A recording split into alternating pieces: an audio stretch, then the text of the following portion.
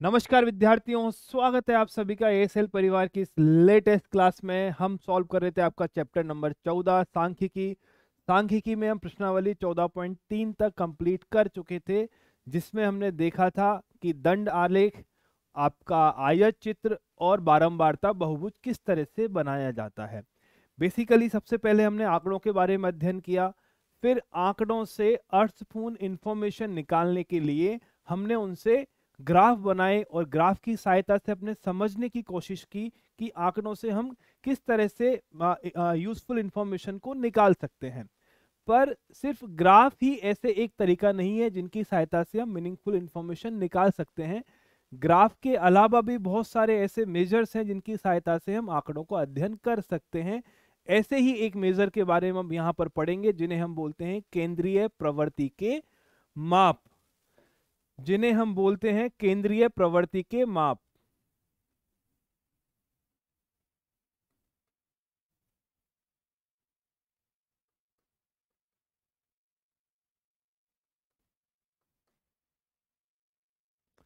केंद्रीय प्रवृत्ति के आपके 3 माप होते हैं। इनका मतलब यह है कि जो भी डेटा आपको दिया गया है, जो भी आंकड़े आपको दिए गए हैं, उन आंकड़ों में से हम एक प्रतिनिधि को चुनते हैं जो पूरे के पूरे आंकड़ों को रिप्रेजेंट कर सकें। ठीक है। केंद्रीय प्रवृत्ति के हमारे पास 3 माप होते हैं। एक होता है माध्य, एक होता है माध्यक, एक होता है बहुलक। कौन कौन से 3 हैं? पहला है हमारा माध्य, जिसको हम बोलते हैं मीन। एक है आपका माध्यक,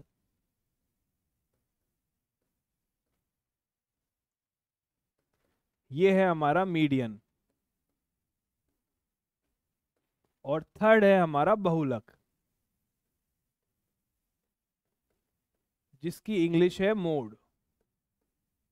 मीन, मीडियन, मोड, ये आपके 3 केंद्रीय प्रवृत्ति के माप होते हैं। इनमें से कौन कौन से का क्या काम है, हम इस आज की क्लास में इस चीज को अध्ययन करेंगे।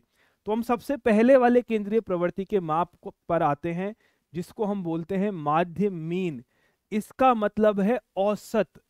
जो भी आंकड़े आपको दे रखे हैं, उन सभी आंकड़ों का यदि मैं औसत निकाल दूं तो उसे मैं बोलता हूं माध्य। इसका मतलब क्या है? इसका मतलब होता है औसत। ठीक। तो हम, अगर आपको मानो किसी बल्लेबाज के 10 पारियों के रन दे रखे हैं, तो हम उनका औसत निकाल देते हैं और हम देखते हैं कि अगर उसका औसत अच्छा है तो हम बोलेंगे ये अच्छा बल्लेबाज है। औसत अगर उसका कमजोर है तो हम बोलेंगे कि ये उतने अच्छे रन नहीं बना पाता है। तो इस तरह से माध्य जो है वो पूरे आंकड़ों का प्रतिनिधित्व करता है एक औसत के रूप में। पूरे आंकड़ों की पिक्चर आपको सिर्फ एक अंक से समझ में आ जाएगी कि इन पूरे आंकड़ों का औसत कितना है। इसको निरूपित कैसे करते हैं? इसको हम निरूपित करते हैं एक्स बार द्वारा।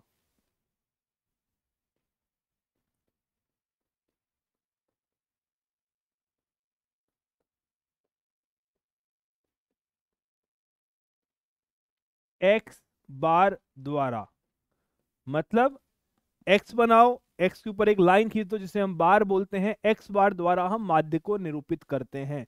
अब सवाल आता है कि माध्य को निकालते किस तरह से हैं। तो जैसे हम औसत निकाला करते थे, औसत कैसे निकालते थे? अगर मानो आपके पास किसी बल्लेबाज के 5 पारियों के रन दे रखे हैं, तो आप पांचों पारियों के रन को जोड़ दो और उसमें 5 से भाग दे दो, आपका औसत निकल जाएगा। किस तरह से निकालते थे कि मानो आपका, उसने 5 पारियों में रन बनाए हैं, एक बार 100 बनाए, एक बार 20 बनाए, एक बार 50 बनाए, एक बार 30 बनाए, एक बार 40 बनाए। ठीक है। ये किसी बल्लेबाज के 5 पारियों के रन हैं, आपको औसत निकालना है। तो इन पांचों को जोड़ दो और इसमें 5 से भाग दे दो। ये किसको निरूपित करेगा? एक्स बार को। तो एक्स बार का मान कैसे निकाला जाता है? एक्स बार का मान निकाला जाता है प्रेक्षणों का योग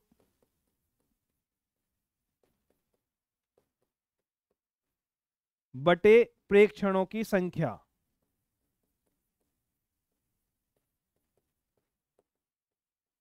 सिंपल जो आपका औसत का फॉर्मूला हम आज तक पढ़ के आए हैं, वही हमारा काम आने वाला है।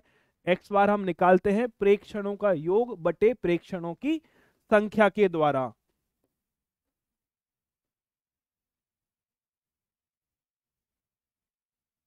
ठीक है।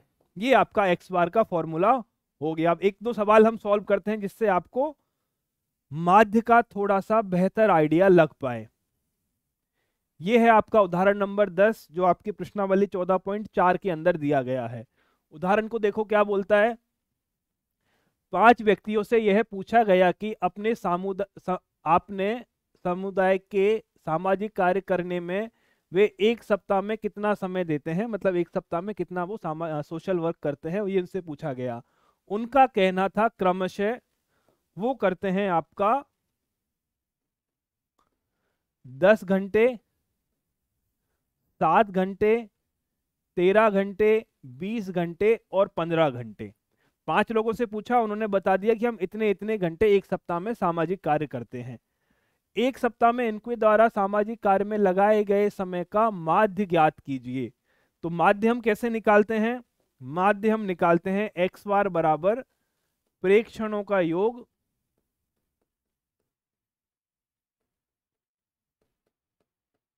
बटे प्रेक्षणों की संख्या।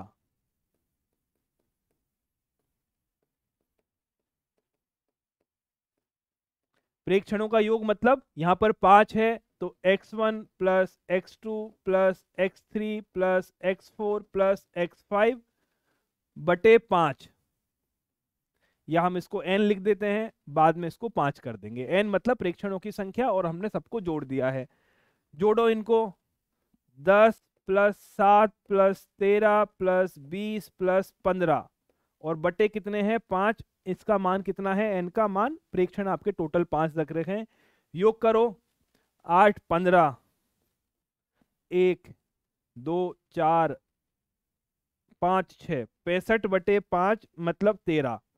मतलब ये जो 5 व्यक्तियों के बारे में हम चर्चा कर रहे हैं वो औसत रूप से एक सप्ताह में 13 घंटे आपका क्या कहते हैं, सोशल वर्क, सामाजिक कार्य करते हैं। ये इस क्वेश्चन का मतलब हो गया। ठीक है, तो औसत कैसे निकालेंगे? जितने प्रेक्षण आपको दे रखे हैं उन सभी प्रेक्षणों को जोड़ लो और उनके अंदर प्रेक्षणों की संख्या से आप भाग दे दो, आपका औसत निकल जाएगा। इसको लिखने का एक और बेहतर तरीका है, इसको लिखने का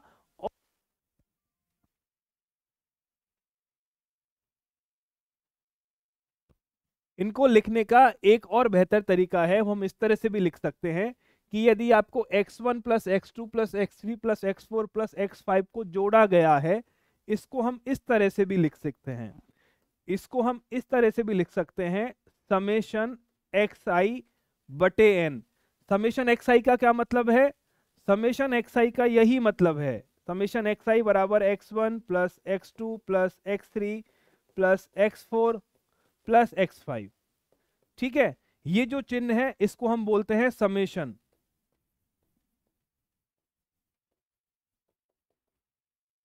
तो जो हमने लिखा है प्रेक्षणों का योग बटे प्रेक्षणों की संख्या, इसको हम इस तरह से भी लिख सकते हैं, समेशन xi बटे n। समेशन xi का मतलब क्या होगा?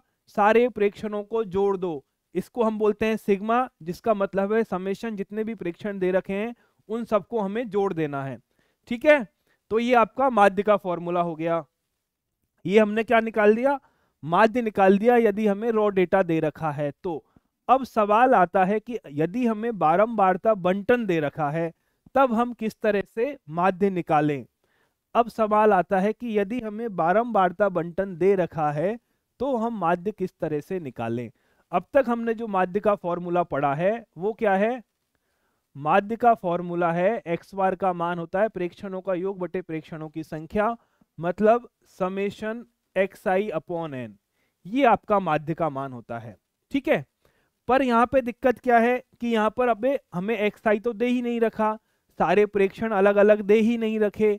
यहाँ पर तो हमें प्रेक्षण दे रखे हैं और उनकी बारंबारता दे रखी है।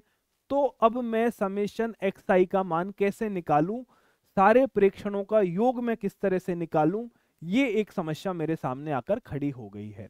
ठीक है, तो अब एक बात बताओ मुझे कि ये 3000 का मान 16 बार आया, इसका मतलब क्या है? इसका मतलब ये है कि ये 3000 16 बार रिपीट हुआ है। ठीक है, सवाल क्या बोलता है? निम्न सारणी में एक फैक्ट्री में काम कर रहे 60 कर्मचारियों का माध्य वेतन है। मतलब इसका मतलब ये है कि जो 3000 वेतन है वो 16 कर्मचारियों का है, ये जो 4000 वेतन है वो 12 कर्मचारियों का है, ये जो 5000 वेतन है वो 10 कर्मचारियों का है, ये जो 6000 वेतन है ये 8 कर्मचारियों का है, ये जो 7000 वेतन है वो 6 कर्मचारियों का है, 8000 वेतन 4 कर्मचारियों का है। अब एक बात बताओ, चाहे मैं 3000 को 16 बार जोड़ूं या मैं 3000 को 16 से गुणा कर दूं, बात अलग होगी या एक होगी? चाहे मैं 3000 को 16 बार जोड़ूं, क्यों? क्योंकि 3000 वेतन 16 कर्मचारियों की है, यदि मुझे प्रेक्षणों का योग करना है तो 3000 को 16 बार जोड़ना पड़ेगा। चाहे मैं 16 बार जोड़ूं चाहे मैं 16 से गुणा कर दूं, बात समान आएगी। उसी तरह से चाहे मैं 4000 को 12 बार जोड़ूं चाहे मैं 4000 को 12 बार गुणा कर दूं, चाहे मैं 4000 को 12 से गुणा कर दूं, उसी तरह से चाहे मैं 5000 को 10 बार जोड़ूं चाहे मैं 5000 को 10 से गुणा कर दूं, बात आपकी एक ही होगी। ठीक है, तो बारंबारता बंटन के केस में माध्य निकालने के लिए मैं पहले एक चीज और निकालता हूं, जिसे मैं बोलता हूं XIFI। क्या बोलते हैं इसे? हम इसे बोलते हैं XIFI।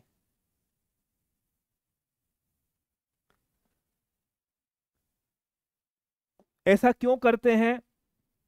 क्योंकि बारंबारता बंटन के केस में सारे प्रेक्षण मुझे अलग अलग बार नहीं दे रखे, मुझे ये दे रखा है कि ये प्रेक्षण 16 बार है, ये प्रेक्षण 12 बार है, तो मैं 3000 को 16 से गुणा कर दूंगा, इन 16 प्रेक्षणों का योग आ जाएगा। तो पहले मैं निकालूंगा XIFI। कैसे निकलेगा? ये है आपका XI, ये है आपका FI। FI मतलब फ्रीक्वेंसी बारंबारता, XI आपका प्रेक्षण हो गया। किससे निकलेगा? 16 को 3 से गुणा करेंगे तो आएगा 48000,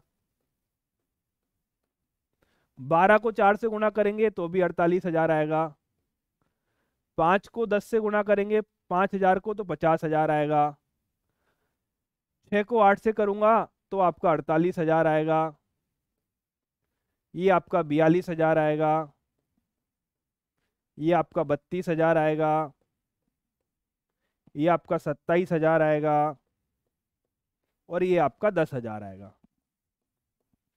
ठीक है, आ गया। ये क्या है? ये सारे प्रेक्षण आ गए। अब इनको हम जोड़ देंगे तो हमें प्रेक्षणों का योग मिल जाएगा। ये 3000 16 बार, 4000 12 बार, इन सबको मैंने लिख लिया। अब यदि मैं इन सबको जोड़ दूंगा तो कितना आ जाएगा मेरे पास? मेरे पास समेशन XI का मान आ जाएगा। जोड़ो, ये 0 है, फिर से 0 है, तीसरा 0 आ गया। यहाँ आओ, 8 16 24 26 28 35 का 5 हासिल लगी 3, 7 7 4 11 16 20 27 30, तो ये आ गया मेरे पास। कितना? 3,05,000 आ गया। तो हम क्या करते हैं, हमारे फॉर्मूले में हम थोड़ा सा चेंज करते हैं।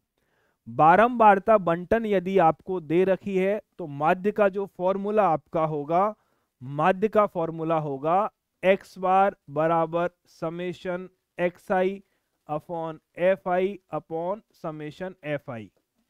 कब होगा ये फॉर्मूला? जब आपको बारंबारता बंटन दे रखा हो।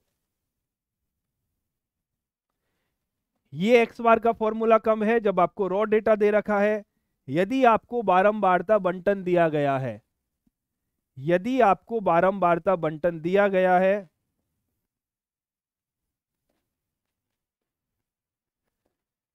यदि आपको दिया गया है बारंबारता बंटन,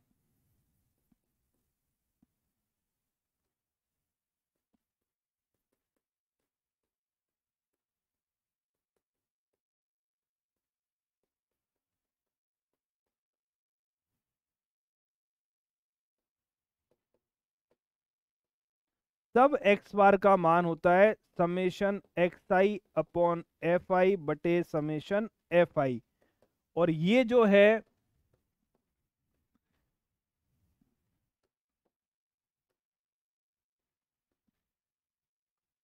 ठीक, तो दो फॉर्मूले हमारे माध्य के हैं x बार के, समेशन XI अपॉन n और समेशन XI FI बटे समेशन FI। बात एक ही है, दोनों में कोई डिफरेंस नहीं है। दोनों में कोई भी डिफरेंस नहीं है। क्यों? Summation x I F I का मान क्या है? प्रेक्षणों का योग। समेशन एफ आई क्या है? इन बारंबारताओं का योग। ये जो यहां पर लिखा हुआ है ना, ये है हमारा summation x I F I, और ये जो यहां पर लिखा है ये है summation F I. Summation F I क्या है? प्रेक्षणों की संख्या। तो प्रेक्षण कितने हैं? 60 कर्मचारी हैं, तो प्रेक्षणों की संख्या कितनी होगी? 60 होगी। पर मैं निकालू कहां से? अगर मैं बारंबारताओं को जोड़ दूंगा तो समेशनों की संख्या आ जाएगी। इसका योग पहले से 60 दे रखा है, तो प्रेक्षणों की संख्या कितनी है? समेशन एफ आई के बराबर। मान सब वही है, चेंज कुछ नहीं हुआ है। ये क्या है? प्रेक्षणों की संख्या।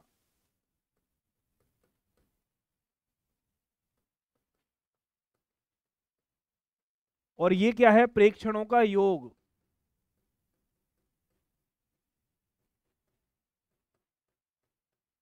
ठीक, बात एक ही है। तो बारंबारता बंटन के केस में एक्स बार का फॉर्मूला ये है, और यदि आपको सिंपल डेटा दे रखा है उस केस में आपका एक्स बार का फॉर्मूला ये है। दोनों ही बड़े काम की चीज है, दोनों सीधे आपके क्वेश्चन में यूज आएंगे। क्लियर है? चलो तो हम मान निकालते हैं क्वेश्चन का। अब तो सिंपल वैल्यू पुट करनी है हमें। एक्स बार का मान आएगा summation x I F I, मतलब 3,05,000। समेशन एफ आई का मान है 60। जीरो से जीरो आपका कैंसिल हो गया, आपको मिला 30,500/6। भाग दो, 5 बार गया, 0 बार गया, 48, 3.33। ये क्या है? आपका औसत वेतन। ये कितना है? आपका औसत वेतन है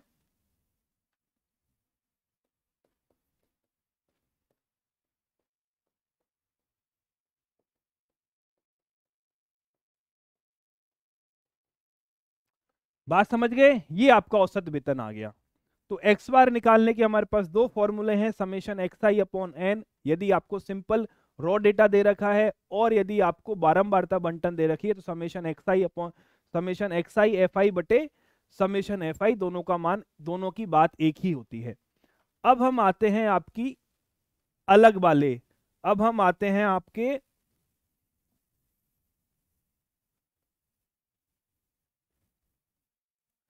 ठीक है, ये आपका माध्य वाला केस हो गया। अब हम आते हैं माध्यक पे।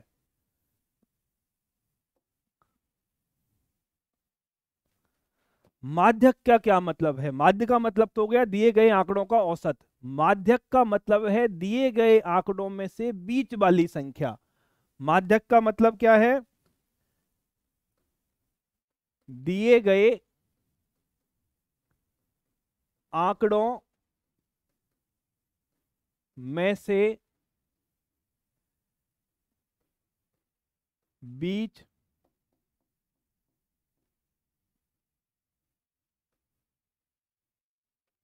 की संख्या। माध्य आपको औसत को दिखाता है। माध्यक मतलब क्या कहते हैं आपका मीडियन। मीडियन जो भी आपको आंकड़े दे रखे हैं उसमें से मध्य वाले आंकड़े को दिखाता है। अब सवाल आता है कि इसको निकाले कैसे? निकालने का बहुत आसान तरीका है। पहले जो भी आंकड़े दे रखे हैं उनको या तो बढ़ते हुए क्रम में जमाओ या घटते हुए क्रम में जमाओ। क्या करो? सबसे पहले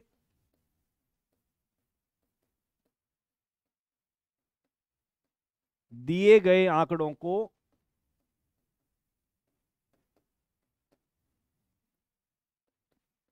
आरोही या अवरोही क्रम में जमाओ।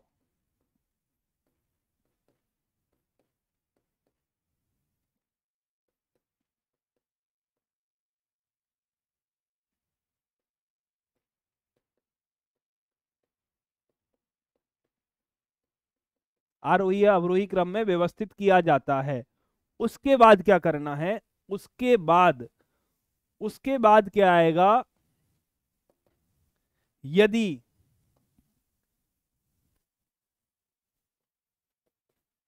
यदि n का मान विषम है, n मतलब प्रेक्षणों की संख्या यदि विषम है, तो माध्यक होगा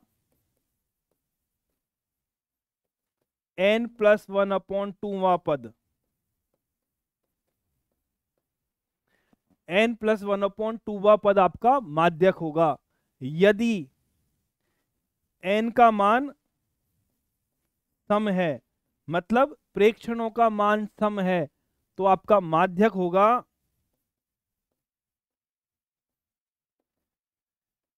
n/2 पद तथा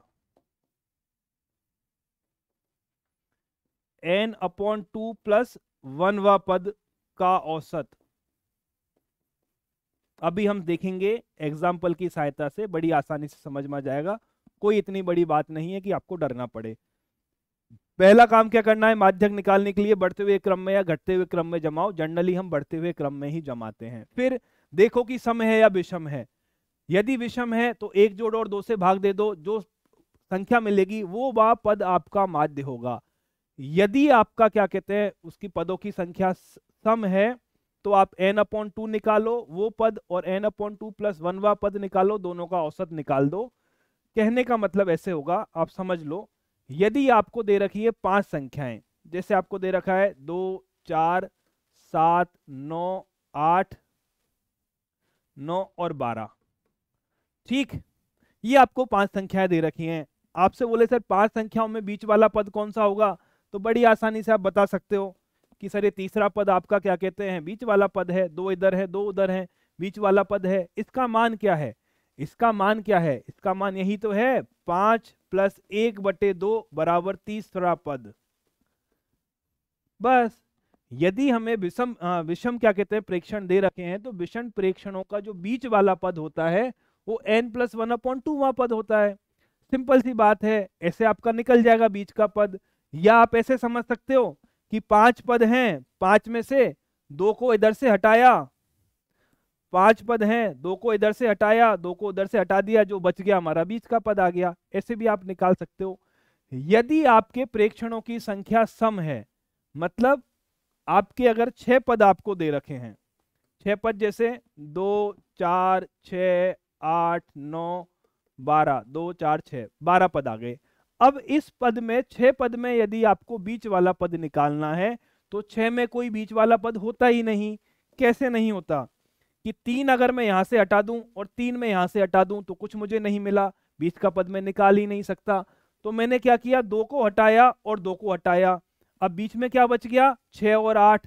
तो माध्य कैसे निकालूं, सॉरी माध्यक कैसे निकालूं, 6 प्लस 8 को जोड़ दो और 2 का भाग दे दो, ये आ गया 14/2 मतलब 7। ये क्या है, ये वही है। यदि आपको सम संख्या दे रखी है तो एक तो आप n/2 पद निकालो, n/2 मतलब 6/2 मतलब 3, तीसरा पद आपका आ जाएगा। तीसरा पद क्या है, ये 6, और एक क्या निकालो, n/2 प्लस 1 पद, n/2 प्लस 1 मतलब 3 प्लस 1 मतलब चौथा पद, ये पद, और इन दोनों का आप औसत निकाल दो। ठीक है, तो इस तरह से हम माध्यक को समझते हैं। माध्यक का मतलब है मीडियन, मतलब जो भी आंकड़े दे रखे हैं उन आंकड़ों में बीच वाला पद कौन सा है, ये हमें निकालना है। और हमारे केस में, हमारे सिलेबस में बारंबारता बंटन का माध्यक निकालना हमसे नहीं पूछा गया है, तो हमसे केवल और केवल रॉ डाटा का ही माध्यक निकालना हमें आता है। तो ये 2 फॉर्मूले हमारे काम के हैं जो हमें पता होने चाहिए, ये दोनों फॉर्मूले।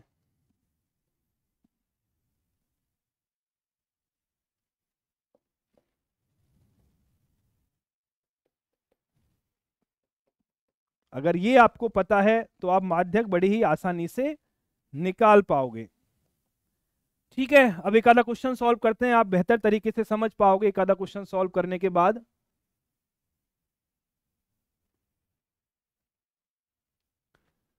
ये कर दिया हमने, ये कर दिया हमने, अब इस पर आ जाओ।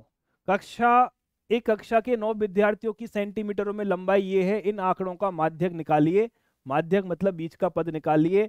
स्टेप नंबर 1, बढ़ते हुए क्रम में जमा दो, चाहे बढ़ते में जमाओ चाहे घटते में जमाओ, नॉर्मली हम बढ़ते हुए क्रम में ही जमाते हैं। स्टेप नंबर 1, आरोही क्रम में जमाने पर।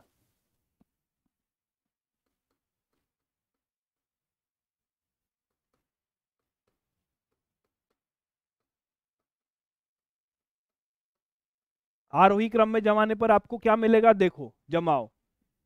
140 से 50 के बीच में 1 2 3 4 5 संख्या दे रखी है। पहले इन 5 को मैं जमाता हूं। सबसे छोटा क्या है? 144, फिर 145, फिर 147, फिर 148 और फिर 149। 1 2 3 4 और 5 का हमने काम कर दिया। अब क्या बचा? 1 2 3 4 बचे। इनमें सबसे छोटा कौन है? 150, फिर है आपका 152, फिर है आपका 155 और फिर है आपका 160। 52 50 60 सबको हमने काम में ले लिया है। ठीक, हमने आरोही क्रम में बढ़ते हुए क्रम में जमा दिया। अगला काम देखो, प्रेक्षण सम है या विषम? 1 2 3 4 5 6 7 8 9। 1 2 3 4 5 6 7 8 9। प्रेक्षणों की संख्या कितनी है? 9, जो है विषम। प्रेक्षणों की संख्या है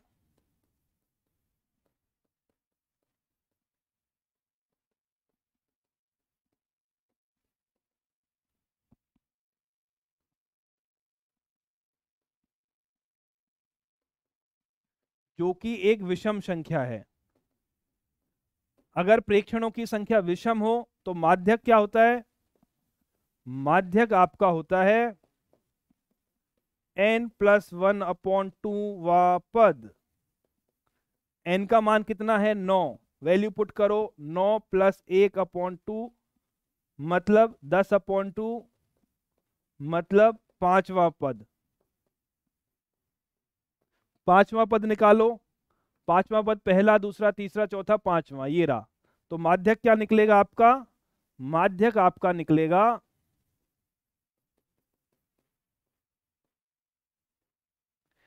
ये भी एक केंद्रीय प्रवृत्ति का माप है। ये भी एक पूरे के पूरे आपका डेटा पॉइंट का पूरे के पूरे आंकड़ों को सिर्फ एक संख्या से यदि प्रतिनिधित्व कराना हो और हमें बीच वाली संख्या से मतलब हो तो माध्यक सबसे बढ़िया उपाय है। माध्यक निकालो और बोल दो ये जो लंबाई है इनमें से बीच वाली लंबाई आपकी 149 सेंटीमीटर रही होगी। एक उदाहरण हम और करते हैं। ये क्या बोलता है? कबड्डी की एक टीम द्वारा अनेक मैचों में प्राप्त किए गए अंक ये हैं। टीम द्वारा प्राप्त किए गए अंकों का माध्यक निकालिए। तो सबसे पहला काम आरोही क्रम में जमाओ।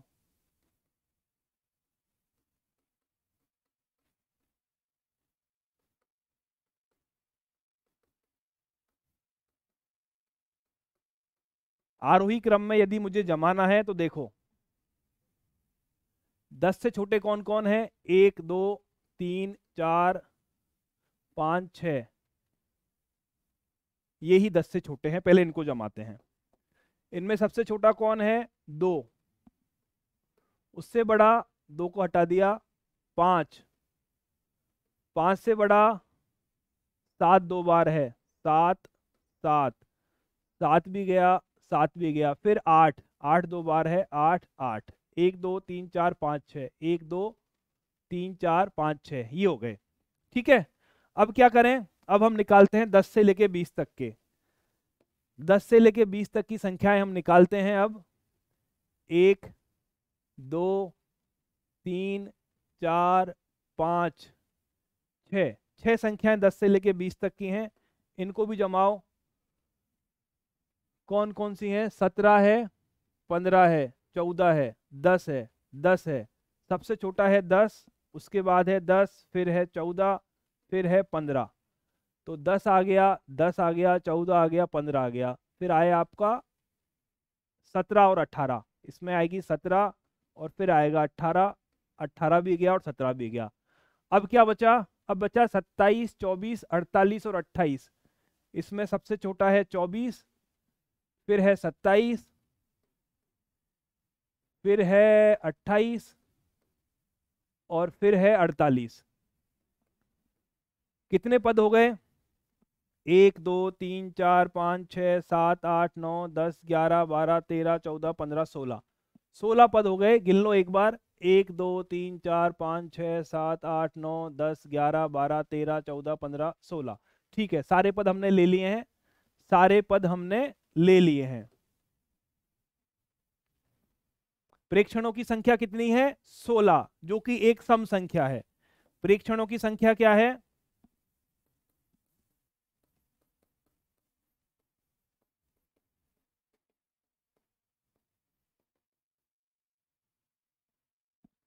जो एक सम संख्या है।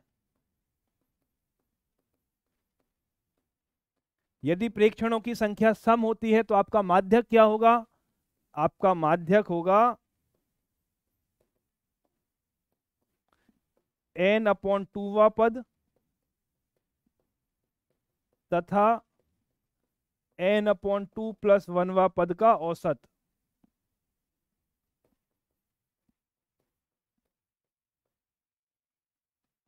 n/2वां पद मतलब 16/2 मतलब 8वां पद, और n/2 + 1 मतलब 16/2 8 + 1 9वां पद।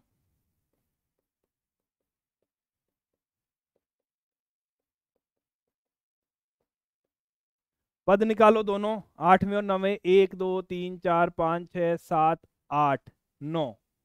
ये आपका 8वां पद आ गया, ये आपका 9वां पद आ गया। इन दोनों का औसत निकालना है, तो माध्यक आपका होगा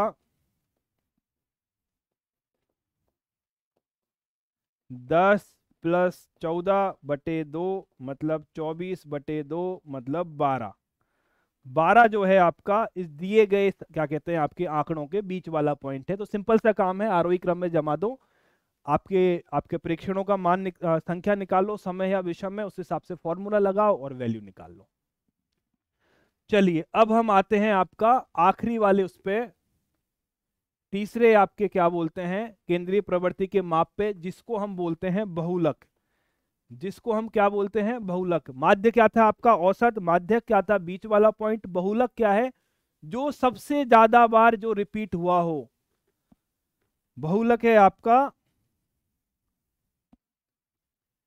जिस आंकड़े की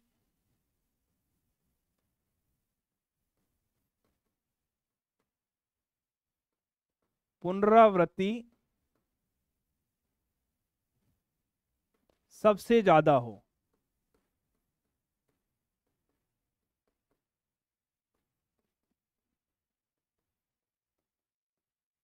बहुलक कहलाता है।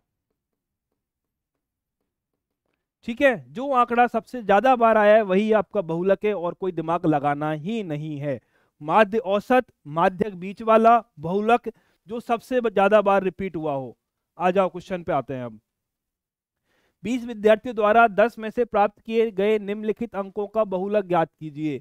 ये डेटा पॉइंट आपको दे रखा है, इसका बहुलक आपको निकालना है। काम सिर्फ इतना सा है, यह बता दो कि कौन सा अंक सबसे ज्यादा बार रिपीट हुआ है। अगर आप पढ़कर निकाल सकते हो तो बहुत अच्छी बात है, नहीं निकाल सकते हो तो मिलान चिन्ह का मदद लो और निकाल दो। मिलान चिन्ह की मदद लो और निकाल दो। यहां पर लिखो अंक, यहां पर लिखो मिलान चिन्ह।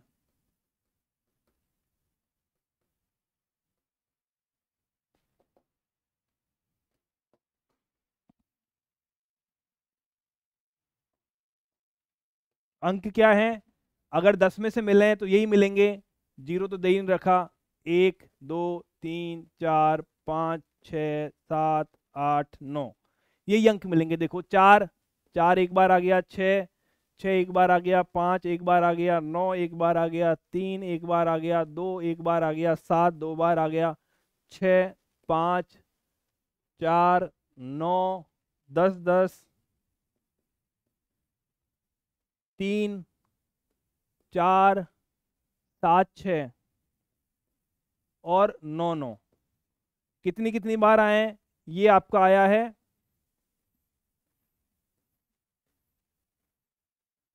ये मिलान चिन्ह बनाना कोई जरूरी नहीं है। यदि आप नंबर्स देख के उनकी बारंबारता निकाल सकते हो कि कौन सा अंक सबसे ज्यादा बार आया, आप आसानी से बता सकते हो।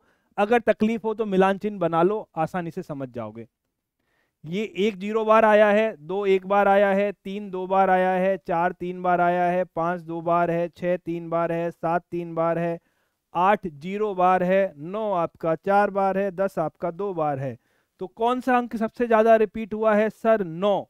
9 सबसे ज्यादा बार मतलब 4 बार रिपीट हुआ है, तो बहुलक कौन होगा? 9। क्योंकि अंक 9 सबसे ज्यादा बार आया है,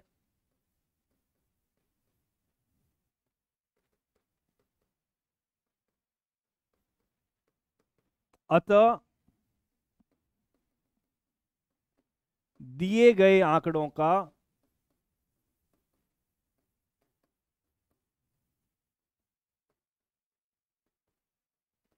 बहुलक 9 होगा। बस कोई फॉर्मूला नहीं, कुछ नहीं याद रखना, जो सबसे ज्यादा बार है वो आपका बहुलक है। अब हम आते हैं एक बहुत ही बढ़िया सवाल पे, जो है आपका उदाहरण नंबर 15। बहुत ही बेहतरीन सवाल है। तीनों चीजें हम पढ़ चुके हैं, माध्य पढ़ चुके हैं, माध्यक पढ़ चुके हैं, बहुलक पढ़ चुके हैं। यह सवाल में तीनों एक साथ निकालने हैं और तीनों को थोड़ा सा डिटेल में समझना है कि इनका मतलब क्या है। एक बार सवाल को पढ़ो, मैं 5 सेकंड का ब्रेक ले रहा हूं, फिर हम कुछ।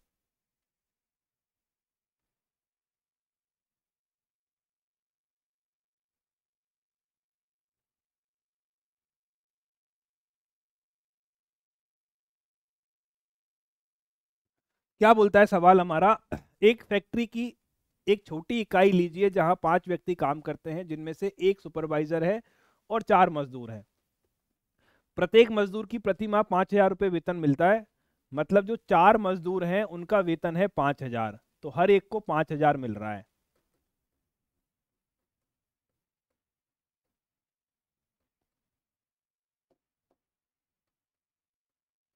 ये आपके 4 मजदूर का वेतन हो गया, जबकि सुपरवाइजर को प्रति माह 15,000 रुपये का वेतन मिलता है। फैक्ट्री की इस इकाई के वेतनों के माध्य माध्यक बहुलक परिकलित कीजिए। तो 5 लोग हैं, 4 की सैलरी 5,000 है, एक की सैलरी 15,000 है। पहला काम माध्य निकालना। कैसे निकालोगे? माध्य मतलब हो गया आपका एक्स बार बराबर समेशन एक्स आई अपॉन एन।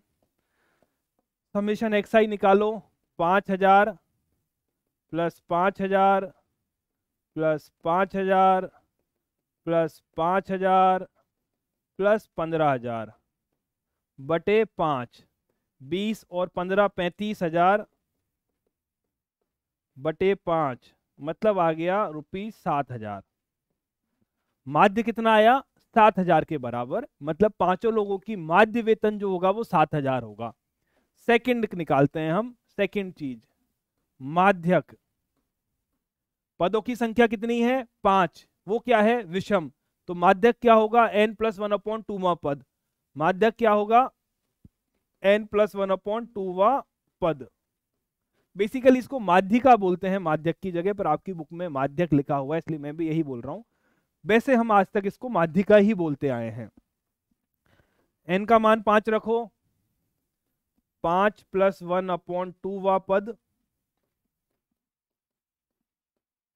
मतलब 6/2, मतलब तीसरा पद।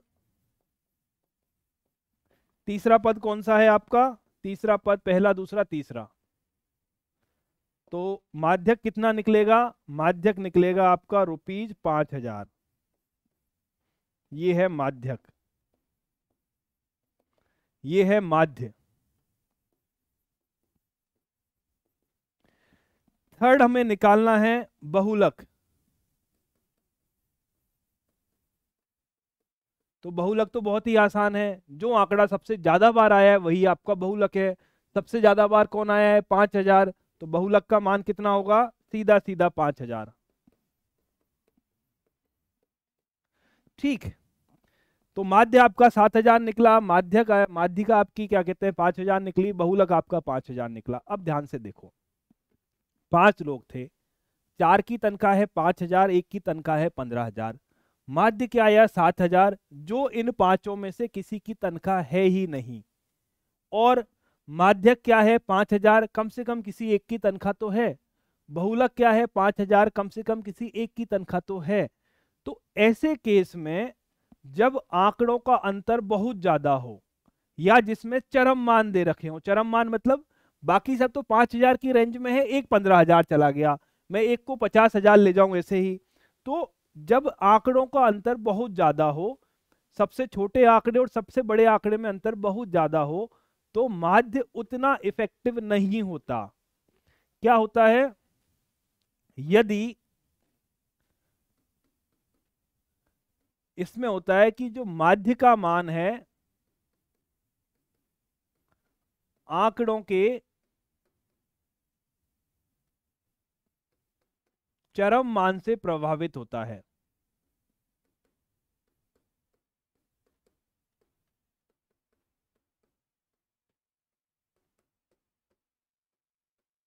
माध्य कैसे निकालते हो? सभी आंकड़ों का योग बटे उनकी संख्या।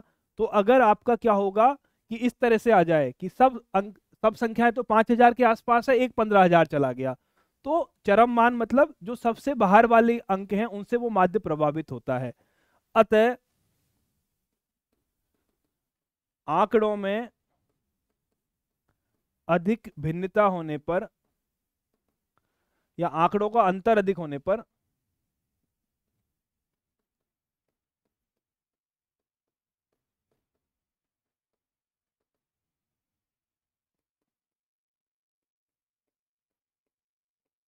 माध्य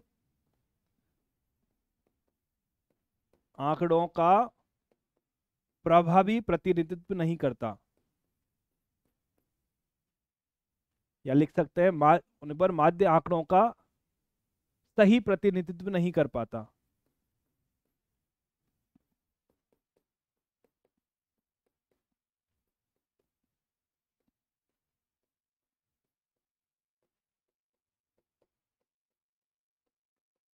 समझ गए हैं? माध्य जो है चरम मान के कारण प्रभावित होता है। तो यदि ऐसा है कि बाकी सब आंकड़ों के अंदर अंतर बहुत ज्यादा है, तो माध्य एक अच्छा आपका केंद्रीय प्रवृत्ति का क्या कहते हैं आपका माप नहीं माना जाता है। इसके अलावा जो आपके माध्यक और बहुलक हैं,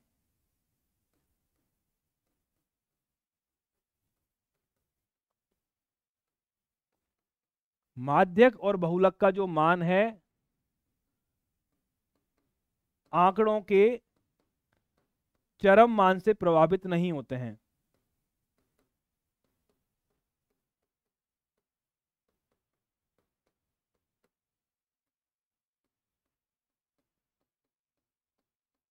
ठीक है, तो जब ऐसे केस हो कि आंकड़ों में अंतर बहुत ज्यादा हो, तो माध्यक और बहुलक एक अच्छे केंद्रीय प्रवृत्ति के माप माने जाते हैं।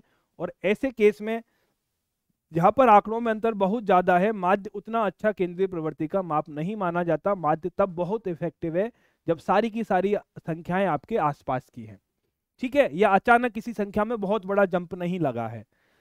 तो ये थे आपके प्रश्नावली 14.4 के उदाहरण। हमने माध्य, माध्यक, बहुलक क्या होता है, उनके फॉर्मूले कैसे होते हैं, उनका मतलब क्या होता है, ये सब देख लिया है।